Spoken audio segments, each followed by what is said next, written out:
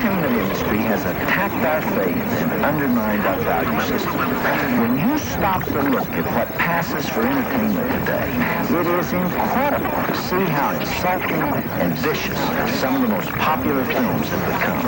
And that's why I feel the program you're about to watch is so important. The NAB, the National Association of Broadcasters, the guest in your house.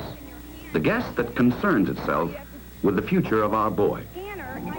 The free television system is based on the competitive flow of ideas, which in turn contributes to a flow of goods.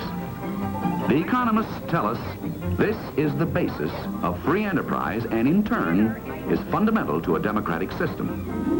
Our way of life then is based on standards of quality and taste, even though appetites change. It will hold records of your traffic citations, your arrest and court appearances, your religious and political persuasions, and eventually probably even a psychological examination of your actions and attitudes towards the new order. Just who will be able to access the records that you are not authorized? She got the girl in the shower for another half an hour. She's got the urge to The world goes round and round, but some things never change.